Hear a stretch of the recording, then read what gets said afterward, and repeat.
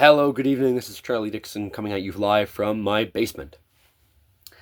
This week, I went to Ottawa, Ontario, our nation's capital, for the first session of federal parliament, the first day of federal parliament. And I'd like to just talk to you, listener, good listener. Thank you for taking the time to hear me speak. I'd like to talk to you about what I saw in Ottawa, and more specifically on Parliament Hill. Although you could talk about Ottawa, many parts of Ottawa. It's a fascinating place. You could talk about Major Hill Park. You could talk about the Chateau Laurier. You could talk about the Glebe. You could talk about the bridge that takes you to Hull-Gatineau in Quebec. You could talk about the National War Museum. You could talk about the Citadel. You could talk about many aspects of the city. Beyond what people might say to you in a sort of political anger in their voice. And beyond all the hate that Ottawa gets, even for being a place for evil people, as we'll get to in a second. Or for being a place that's just straight up boring. You hear that a lot, don't you? You hear Ottawa is boring. Ottawa. Somehow there's this sense that everybody who grows up there has to leave either because nothing ever happens in Ottawa, or it's just the people there that work there are all government, and that's just thought of as not being interesting in our society. Governance, the magic, the spirit has been taken out of leadership and governance and power in our society. That's all been outsourced to this non-entity, this blob that we call our civil service, that we call our bureaucracy, that we call our corporate industrial complex here in Canada. And nobody, we're a very apolitical society in that way. Even there's many people that are angry in Ottawa, which I'll get into in a second. A lot of us tend not to think about Ottawa, and when we do, we just think that, just meetings happen there, and my dad always says, the one problem with socialism is that there's too many meetings. That's what he says the problem with socialism is if you have to work with everybody, you have to hear everybody's voice, and you have to plan everything. And that's going to take a lot of human communication. And sometimes you just got to take action. And action certainly gets taken in our government, but we've taken the life and spirit out of it. And the reason I say that is because that intimately relates to my experience in Ottawa. I was going there to cover the first day of the parliamentary sessions that started on September 15th, Monday, September 15th. Ottawa was back in session. The parties and their members of parliament returned to the city from their ridings or from Europe or wherever they might have been. Today was the day to gather all together and say the good word. Whatever that good word is, they brought it to Parliament. Or whatever that critique they've been sitting on forever, if they're a part of the opposition, or they are a rogue independent member, or a rogue Liberal Party member, but these days there's not many of them. So Wellington Street. What a historic place that is. One of the reasons why I loved the Truckers' Convoy was because it temporally centered a movement and spirit and connection of people on a national historic area. And by doing so, symbolically brought a life force back into our society. That area has been rendered ahistorical. Our government, this is what I was saying earlier, our government and our society, many areas of it have been made into this museum-like place where the only thing that you can think about is what used to happen. There's a monument for this great battle that did happen, or great conflict that did happen. And now we live in a post-historic society in which it only needs to be managed, as opposed to led and transformed. But now we've hardened, as Spengler, the famous in Decline of the West. Spengler talks about how civilizations, after they leave their cultural phase, start to harden, and nothing anymore is sought after for real spiritual personal growth, and now it just needs to be managed and controlled, and needs to, and he talks about how those stone walls that used to have a sort of mystique of ancestral connection, where you and your ancestors were a living spirit with that place, it now is separated, and everything becomes commercialized, and relations become superficial, and the blood congeals. Like he puts it in very spiritual terms. That's what Wellington Street had become. That's what Ottawa has become. Many leaders don't even spend time in Ottawa. They don't even know their constituents wherever they are. I'll never forgive, seeing our politicians seeing signs saying, this office is not essential. Seeing my local MP having a sign in 2022 saying, this office is not essential. Email my secretary if you want to contact me. To close your office like that. I get it if it was a real deadly scenario, but in 2022, the coronavirus was not that, and you have to be communicated with.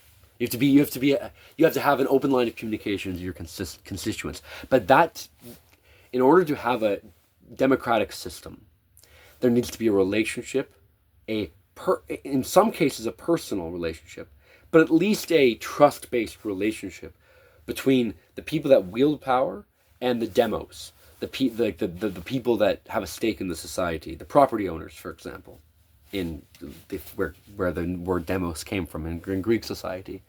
You need to have a stake in the society. That was traditional democracy. Like, obviously in Greek society, there a third of them were slaves. This is not an egalitarian society, but the demos are the people that are citizens in the republic.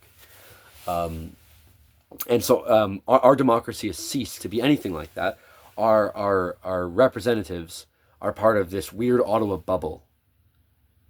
It's like, so I'm going to start getting into the story here. This is a good entry point. I'd like to introduce to you 3 archetypes. This is how I'm going to present the information to you today about my trip to Ottawa. And thank you for listening and caring about my trip. I think I have some information. And, I had this great walk and talk with my friend tonight. I just got back. That's why I'm wearing the sweater. It's a little chilly out in southern Ontario on a September evening. We had a great walk, and I was just telling him about what it means to be a journalist. And in my case, I have a very specific case. I have a specific role in my company, you could call it. I am a journalist and I work for a company, but it's not traditional. I'll leave it in some mystique for now. I'm going to introduce to you 3 archetypes. Who should I introduce first? Well, let's start with what I would call, and this is as sympathetic, I am saying this sympathetically, but I think this gets the point across well.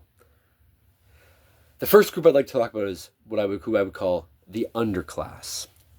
And the underclass come from many areas in Canada. They have either traveled to Ottawa for this occasion and traveled to Ottawa during the truckers' convoy and have been traveling to Ottawa off and on for many years now. Or they're actually based in Ottawa or around and are sort of the political, kind of rebellious, anti-establishment rebels in the city.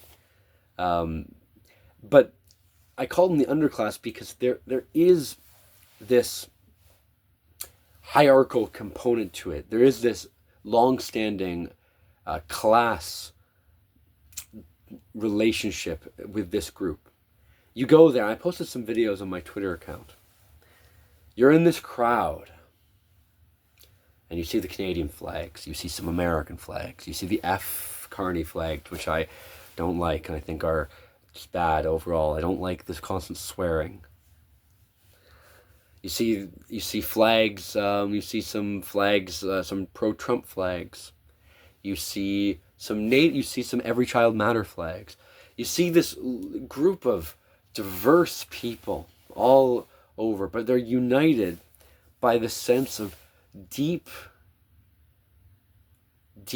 distrust and disgust with our current regime, they would call it, and also this great trauma, I would say. And this gets into the weeds, what I'm trying to talk about, because our society, it's specific in Canada. We have a specific dynamic in Canada, and they'll even talk about this in the university classroom, and they'll admit it. Like, a certain culture was created after the pandemic was started, and it wasn't just created then. Obviously, this culture was formed through previous cultures that had coalesced. There's this culture of anti-government ruggedness. Many people from working class backgrounds, from poverty-stricken backgrounds, from people that have been abused in their life, people that have grown up with nothing. There's a lot of Métis and Native influence coming from reserves from the West. There's people coming from Alberta. There's many people that lost their jobs in the pandemic. There's people that owned businesses during the pandemic and they couldn't function for a year and a half and they closed down.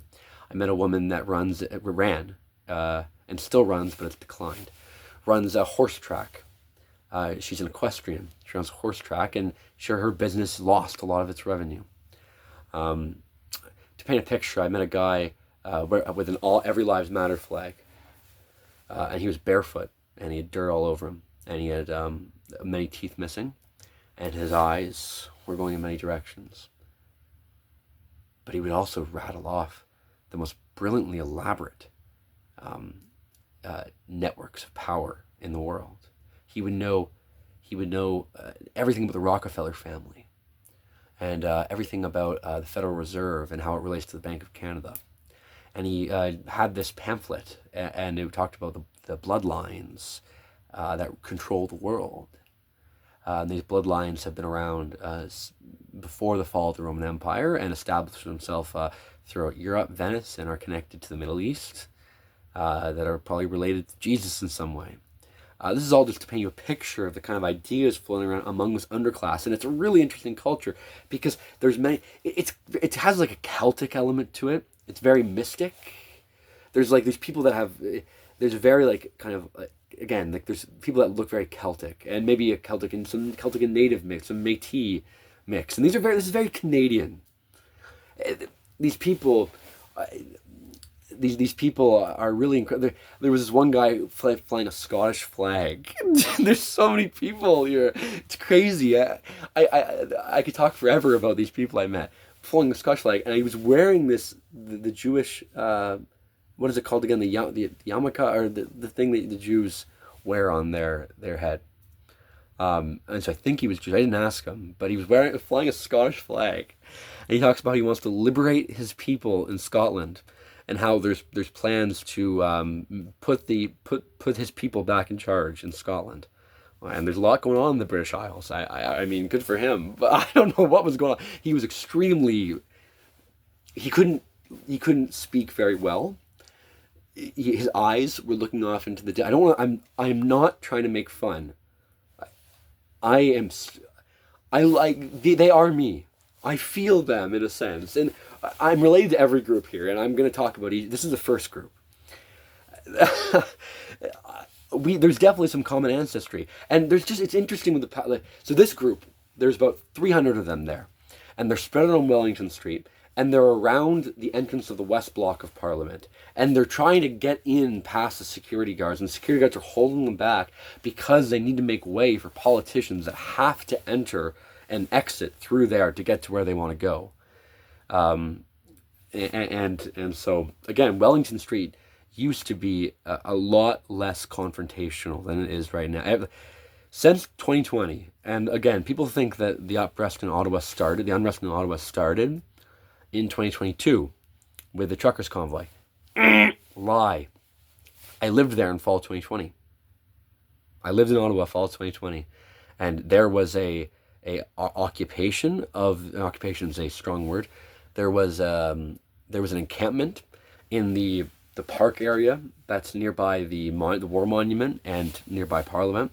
There people were living there, and they said they were going to stay there through winter if nothing happened, and they were completely against the government, and they had all these signs talking about how they want to depopulate the planet, how they want to kill Christians, how they're aligned with China and 5G programs that China has, the brainwashing techniques. Like, there is this, at the same time, there's this underclass of people that are, a lot of people in poverty, and then there's this like hyper schizophrenic, intelligent person in this milieu that has been intaking all the problems and the power structures in the world and like has it all within them.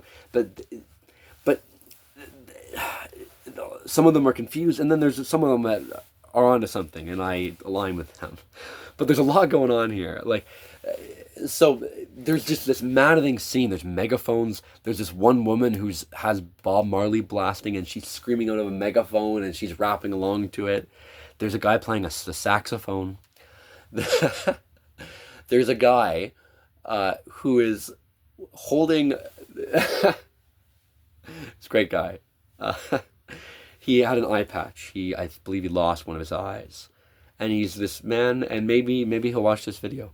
I think I might have told him about my Twitter account, so maybe he'll see this. He's holding the Union Jack Canadian, not Dominion, but the Canadian, the new Canadian flag, the Canadian, British, and American flag all around him, wrapped around him, and he's this guy. He's half Sudanese, half French Canadian, and he's sharp, and he's asked me all these questions about what I think, what's wrong with the government and all these things and everything. And then there's other independent media outlets like Desi Media. Desi Media is there. There's other people. There's other people doing live streams. There's a world peace activist who is holding up. There's not left and right. There's unity between us. These people trying to create world peace on Parliament Hill. And it's just this milieu. But a lot of them have become outcasts from society. A lot of them don't feel like they belong. Some of them were ostracized during the pandemic. And they're just, and they're also, there's an economic component where they're not keeping up with the educational economy. A lot of them don't have a post-secondary education, and they don't have skills in the new tech economy, and they're unemployed, and they also have a deep sense that something very evil has gone on within our power structure in our country and our world. And there's a global government, and they are trying to dumb us down, either to depopulate us or some people to bring in the third world. There's a little bit of anti-immigration sentiment there, but really that's not what's happening here. This group, this underclass, is different from there's overlaps completely. But generally speaking, this group has a different character than the Dominion Society, Second Sons, ethno-nationalist type. That type is much more blood and soil, industrial, business owner, rooted. They're both rooted in a sense, but I have a sense that the ethno-nationalist Dominion Society group comes from a real counter elite in the country. They want to be organized, and they have ancestry that actually is respected. Like, I believe, I haven't met him yet. I will, hopefully will meet him at some point. One of the Dominion Society leaders, is his name Kevin Jones? His last name's Jones. He's descendant from Augustus Jones, who was instrumental in founding, you know, Hamilton, and he was a very prominent loyalist that founded the early Upper Canada. Married a Anishinaabe woman. I think she's Anishinaabe. She could be Mohawk. She's let's say a native woman from the Mississauga. I think the Mississauga give the credit, that area. Like, he married a native woman, and they had a lot of kids. And so I think that, like, that's an example of an elite. And so I think that that sort of ethno-nationalist group, the group that wants to cut down on immigration, that's their main political goal. That group is more of a counter-elite in the Canadian society, whereas this group, which is much more based on conspiratorial thinking, not that conspiracies are not sometimes true. I totally believe that there are conspiracies that are real, and I believe that there are satanic forces in the world, but I think satanic forces are within all of us. I think that we all fight against good and evil. I don't think there's simply a power elite that are all evil and a underclass that are all good. I think that there are many groups, and then we have to be better as individuals. So this isn't a spiritual video, but I could get into that at some point. But so I think that this society is much more focused on the pandemic, governmental restrictions. A lot of them are more libertarian. And a lot of them are very poor, and some of them are homeless. There's this Japanese guy who it was insane to see these characters. It's insane. I mean, there's so much media. There's so much. Our country's beautiful. This is a culture that exists, and they support each other, and they're connected to some of the underclass homeless networks in Ottawa too. There's this Japanese guy who's just completely rugged, and he doesn't have clean clothes, and he's holding this sign that's like, some of it's Japanese, some of it's English, and he doesn't speak well. He's like, I know evil when I see it, and he's and he's referring to our government. These groups are aligned with the Queen of Canada, who was arrested in a compound near Peterborough, I believe. You know, these are the kinds of people. These people that I don't want to generalize anymore. You're gonna have to meet them. Some of them, I think, have mental issues that have cognitive dissonance. I went there with an open mind, and I wanted to try to challenge them, because I think a lot of these people think that they can't be challenged because they have all the answers, and nobody wants to talk to them because they have all the answers, and they want to challenge power. But I'll go in there and say, no, hey, no, like, explain to me, like, are the Freemasons bad? Like, you say the Freemasons are controlling the world. Are the Freemasons... both my grandparents, both my grandfathers on my mom and my dad's side were Freemasons in their local branches. Do the Freemasons not stand for any good? Do you not believe in secret societies in any sense? Do we not want secret societies? I actually am saddened by the fact that the Freemasons have declined in our Canadian society. I present them with these sorts of art to be a contrarian, and they don't have a lot of ways to counter me, because they see that I am a genuine person who has problems with the government too, but I also don't see the world in such black and white terms as Freemasons good, Freemasons evil and out for bloodlust, and us, people fighting them, will be good. I asked one of the women, and I loved talking to her. We talked for about half an hour, and she's one of the more prominent people there, in terms of she has a lot of social media following. I was talking to her, and I asked her, hey, how do you feel about parliamentary democracy? Do you think that if we kicked all the people out right now and abolished the party system and put all our people in charge, would you like that system of government? She kind of gave me a blank stare, and she kind of realized in that moment that, no, we got to think about how to organize power, because perhaps if we were in power, there would be problems too. Perhaps I have evil tendencies within me too that I need to fight against. So all I have to say is that we cannot base all our worldviews off of fighting all-encompassing evil. There is evil in the world, but it also needs to be recognized. We also shouldn't dehumanize the elite. I told them we shouldn't dehumanize the elite. My professor, my favorite professor ever, God bless his soul, he told me, and he was kicked out of the university system, by the way. He was shunned by the university system. He told me that nobody has a monopoly on evil. Nobody has a monopoly on evil. Think about that. If you want to blame all your problems in the world on a few evil people,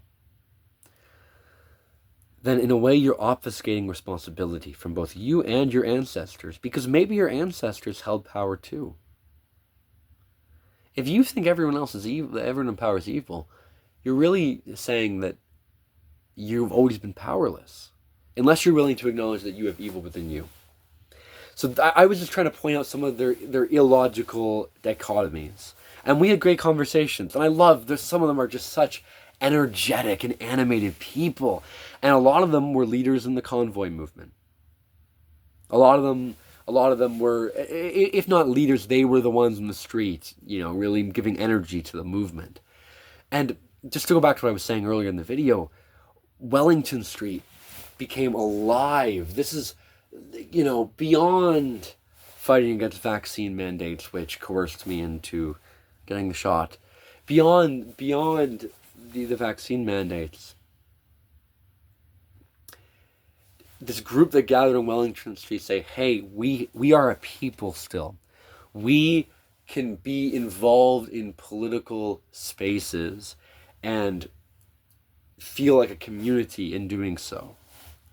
And for so many of these people, they never experienced that, and it was a beautiful time for so many people. And if you are Canadian and you don't understand what the trucking convoy was and what it meant to people, and if you think it was all just a bunch of selfish scumbags, then you're missing out on a big part of our country's history, because that was a historic event, and it created a lot of networks.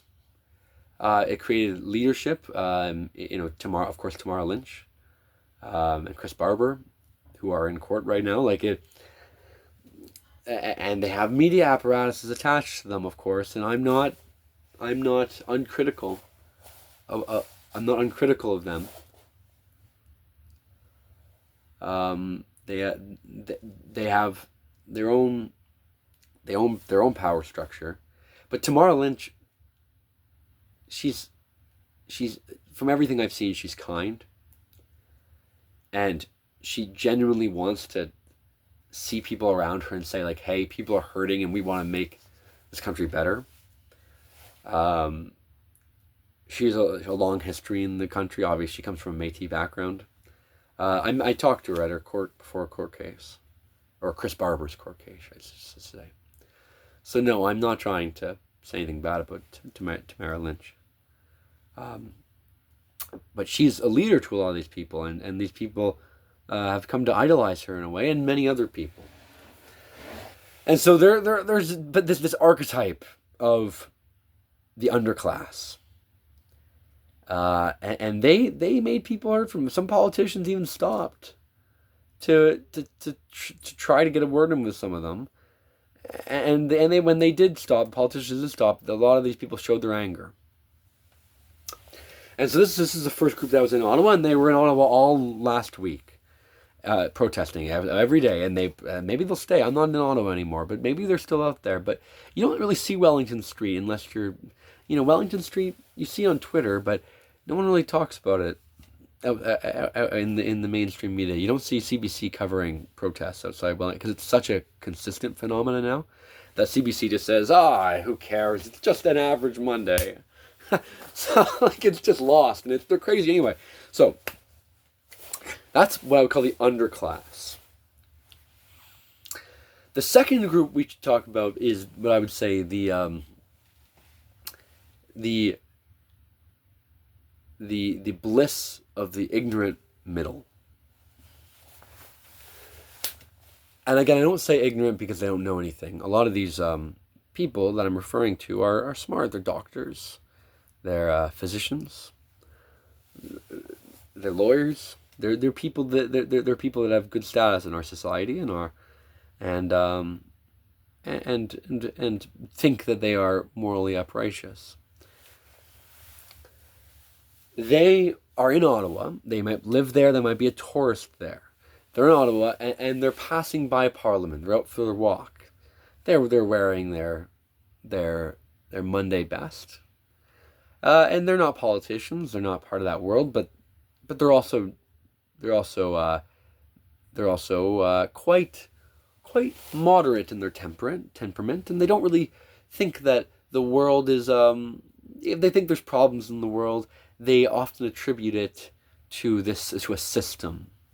There's a system of exploitation, or it is the systems are the union systems are rotten, and there's this. Whereas the underclass is more like these people are evil.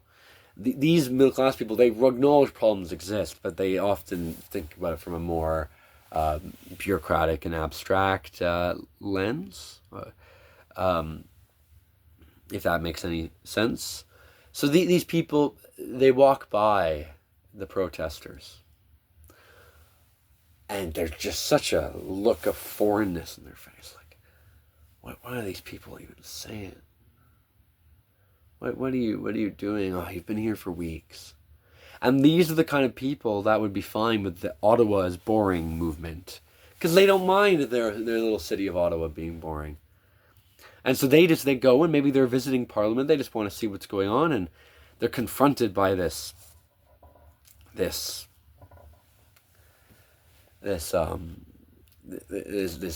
people that just look dirty, and they look crazy because they can't often articulate themselves.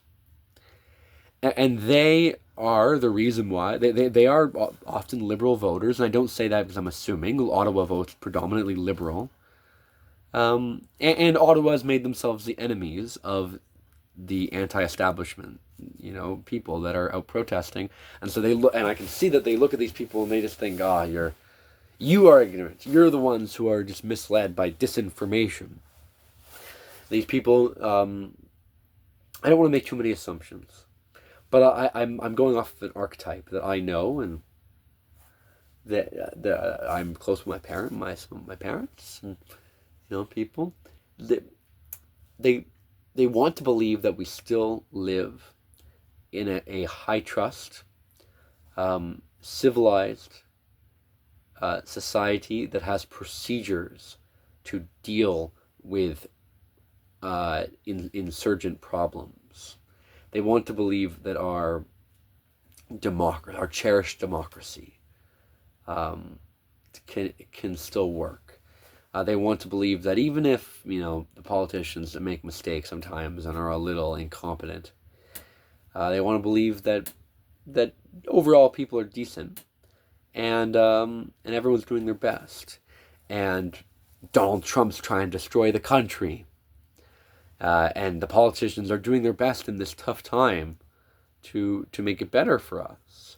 And Carney is a technocrat, but he's a smart guy, and he's not that bad. He just genuinely wants what's best for the country. And we need someone that looks and talks like him to negotiate with Donald Trump and his lot. These are the kinds of people that I'm talking about, and they're often older couples in their 40s and 50s, some in their 60s, that are just walking around Parliament Hill, and they're looking at their city like, what's happening here? Why are there people that are this angry? What's going on here? What's going on? And this is where I'll go into this subject to add it on. I'm not saying these are the same groups, but up in the center block near the main parliamentary building they're doing construction on, there was a Palestinian activist protest, and this was not a march down the street and megaphone protest. There was a megaphone, but this was a 8-hour marathon in which people quietly sat around and individuals took turns reading from a list of children that have died in Gaza since 2023. So reading the names of children who have died in Gaza since 2023. These people and the Palestinian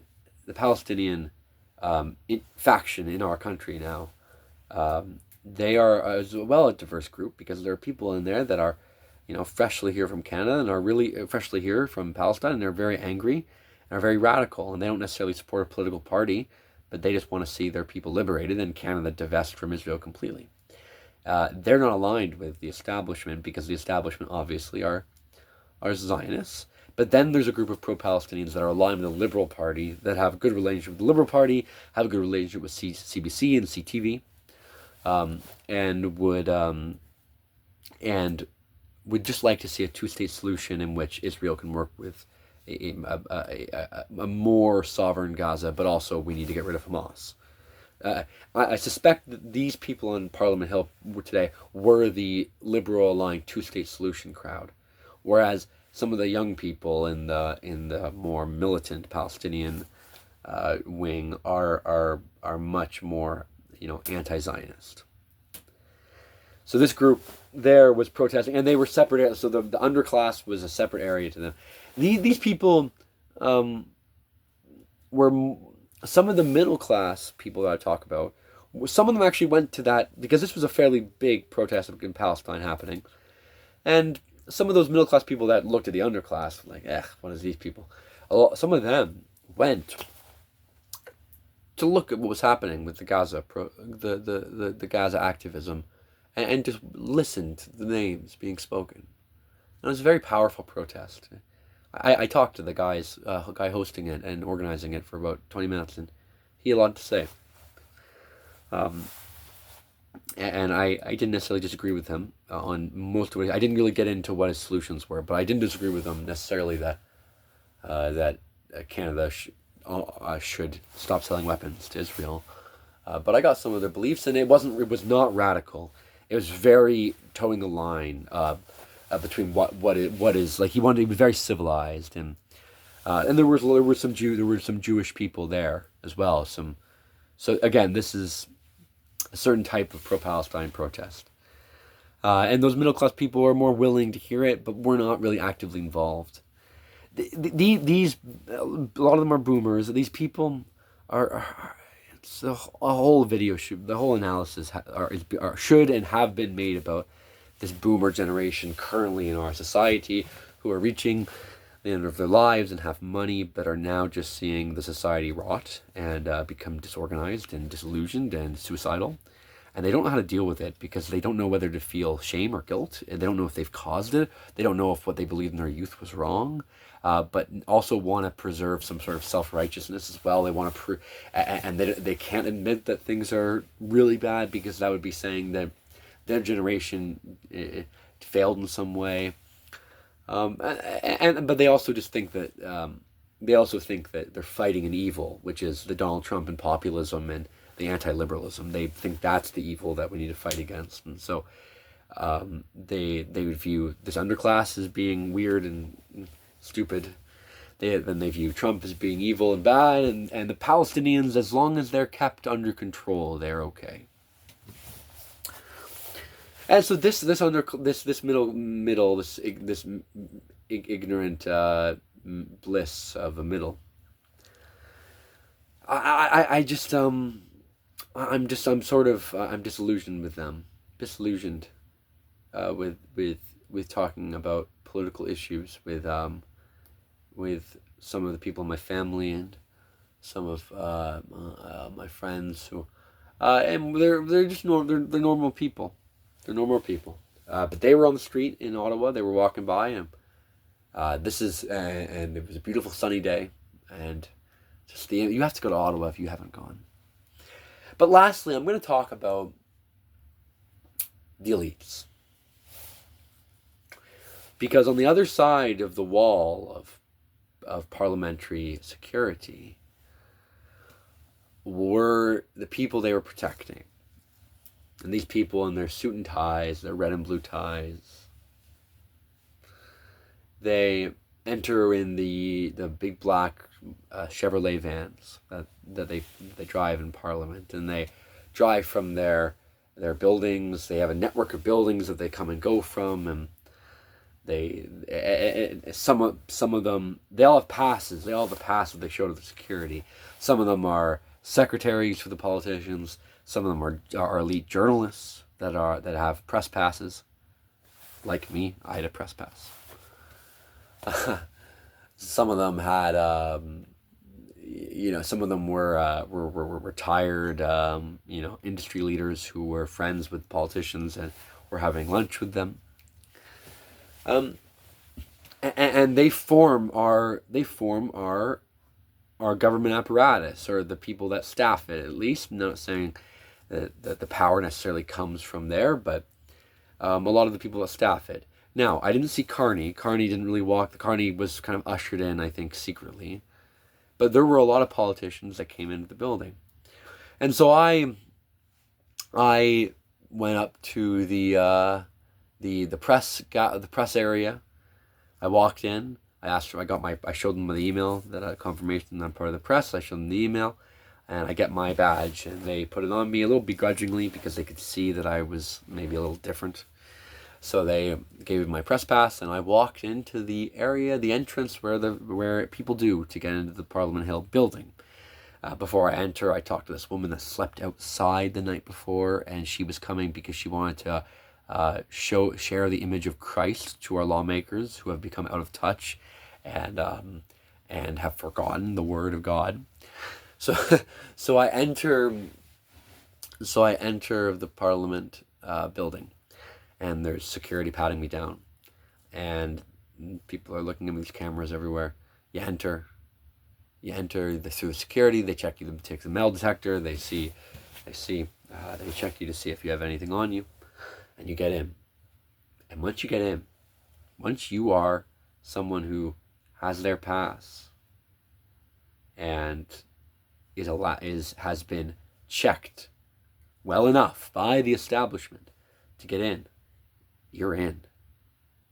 You are in the proximity and space of the human beings that are presumably making decisions in the government. But the point I'm trying to make is that it's strictly segregated. Parliament's not just open access. Like, you have to get through several barriers. And those barriers are structural, physical. Both, you have to show that you're not holding on to anything. If you want to be a part of the press area, you have to show that you are registered with a proper media outlet.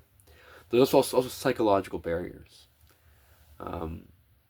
There's psychological barriers because you have to be confident enough to face the pressure that comes down on you when you see people that look at you like, you don't belong. Who are you? Who are you with? Why are you here? What's your story? There's a lot of people are constantly looking at you in there if you don't feel like you belong to an interest group or a group that serves the power structure in some way. And it's very interesting. And so right away I caught a glimpse of Larry Brock, who is the Shadow Secretary for Crime, I think. He's in the Conservative Party. So I saw him right away. I looked at him. I thought of asking him a question. I could just go up to him and ask him a question right away, but I didn't. So I get in there. I walk in, and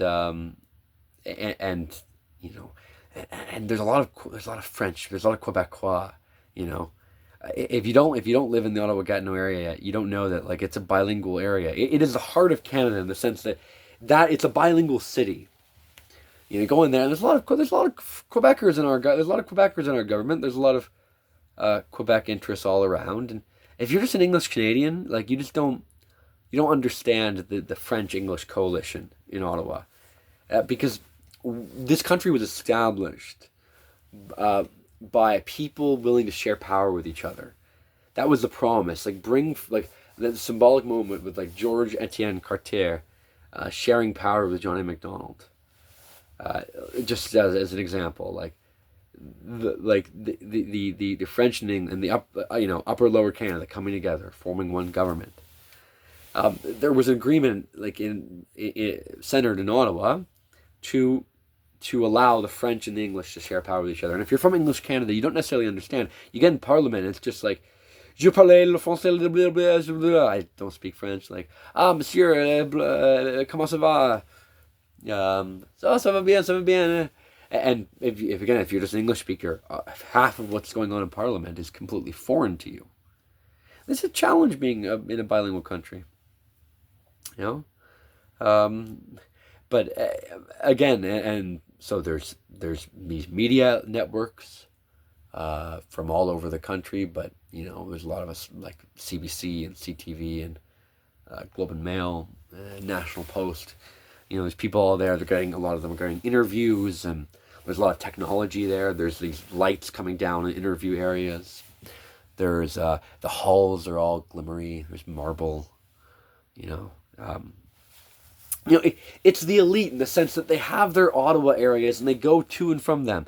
They have their guests in the Chateau Laurier. They have their clubs in Byward Market.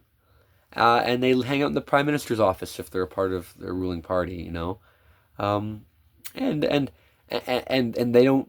not only don't interact with the underclass or even a lot of the middle class, they actively demonize them, just like the underclass demonized them for being globalist Satanists. This group sees these people as just useless eaters, like just the rubble of society. Just there's this, and a lot of them are too polite to say that, but you can see it in their look. You hear, I was looking up, and it's symbolic when you're on Parliament Hill. They call it Parliament Hill because there's literally a hill that goes up into the top part of Parliament. You're on Parliament Hill, and when you get up there, that area on the West Block where the parliamentarians are entering from, you need a press pass in order to enter that little outdoor area where the politicians are entering from the street. So then you go up a hill.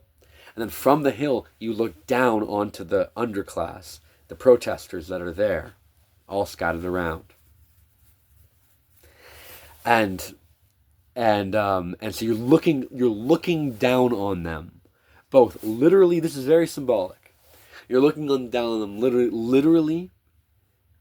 Someone should do a painting of this. I need a commission. I want to meet a great Canadian painter who wants to push this country forward, and I have so many ideas for paintings. Someone should paint this elite looking down on the underclass and thinking, these people were so loud during the truckers' convoy. They're just pushing disinformation. They're probably racist.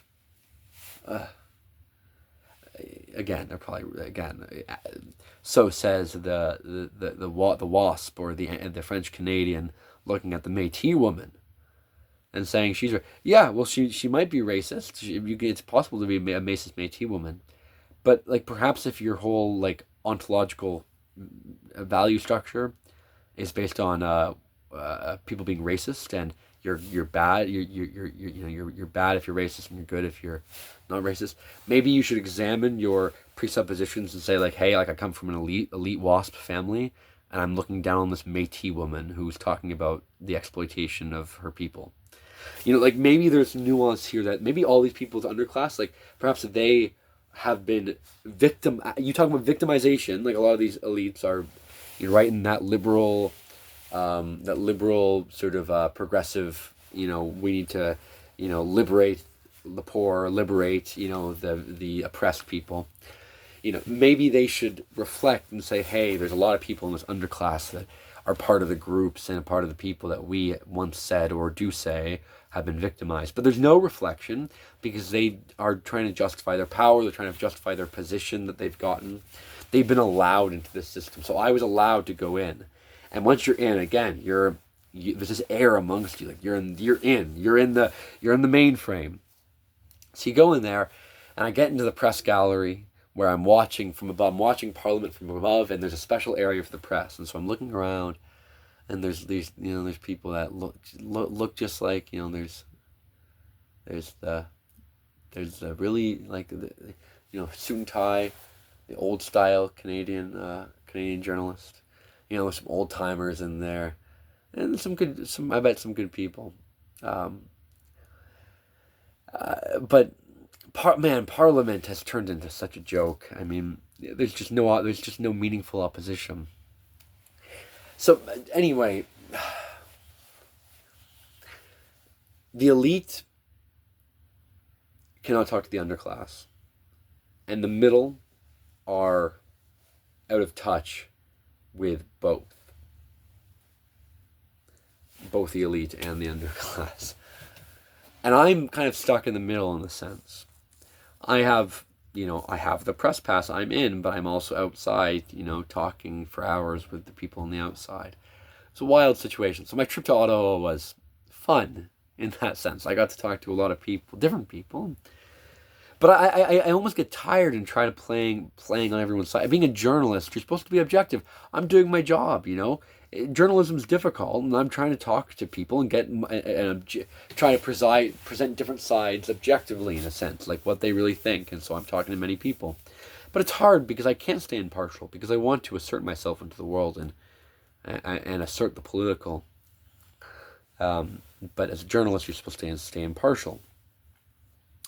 And out of those three groups, I think my people, where I come from, I think I have all three within me.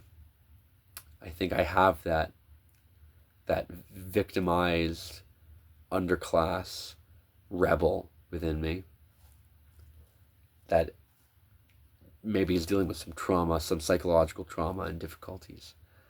I think I have the tendency to be out of touch and wanting to ignore all politics and be completely apolitical and just live a middle class life, and kind of be a sort of a defendant of the status quo whenever asked, but also don't really ask questions about what's really going on in the halls of power. And I also feel like I have some of that. I feel like I have connections in the power structure. I feel like some family members I would have been in more of these elite circles, and so I'm divided within this culture that we've developed, this political culture we've developed in the country right now. These are just this dynamic in Ottawa. And maybe this will change, this dynamic, but right now it's like Ottawa has a problem with this underclass of people. They dealt with it in 2022, and a lot of people came out for that. A lot of people with means, like people that, the people that were aligned with oil and gas, and people that had money and aligned with the forestry industry. Like a lot of people with trucks, and a lot of people with. Obviously, it was a truckers' convoy. And now a lot of these people represented Ottawa protesting when I went on Monday. There was no trucks there, and a lot of them probably didn't own a vehicle. There was homelessness. But it's a mix.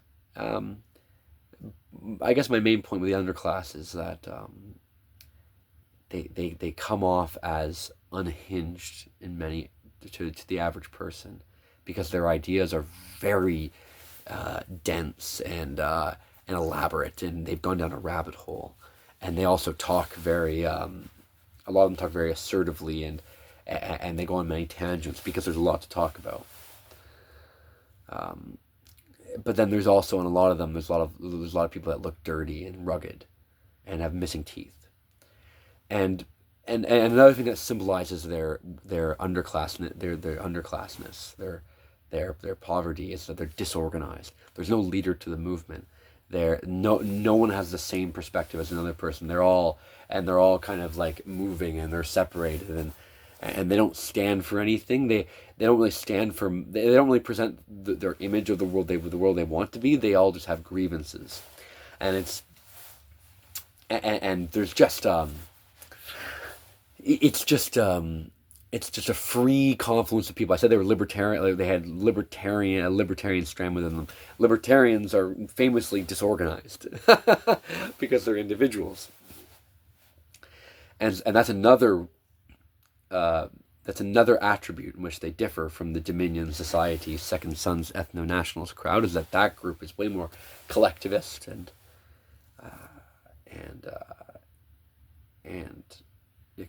collectivist and authoritarian, which I'm not casting down on.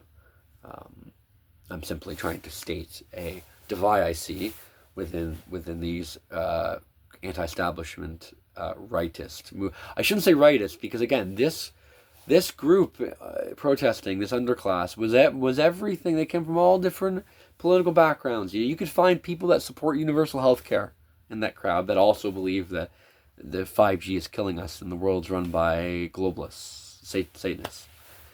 There were people that would have some left-wing opinions, especially if you press them on what they really want.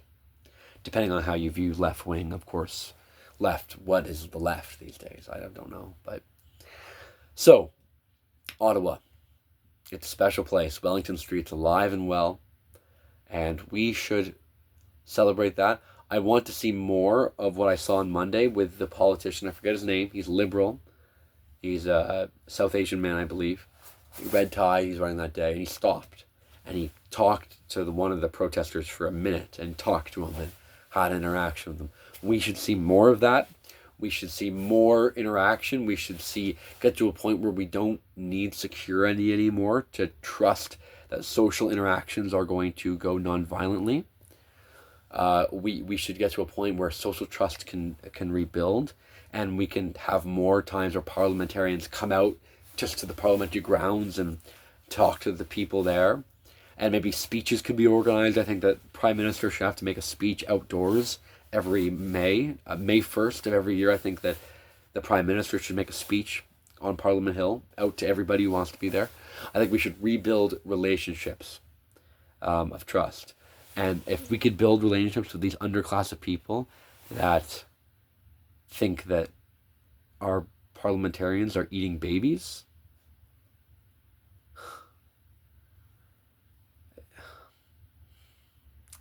which I don't like, who knows what the truth is there.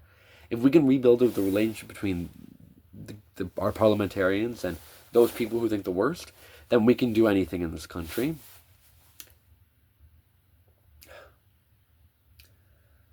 But it's going to obviously take some reformation on the part of many in the halls of power on Parliament Hill.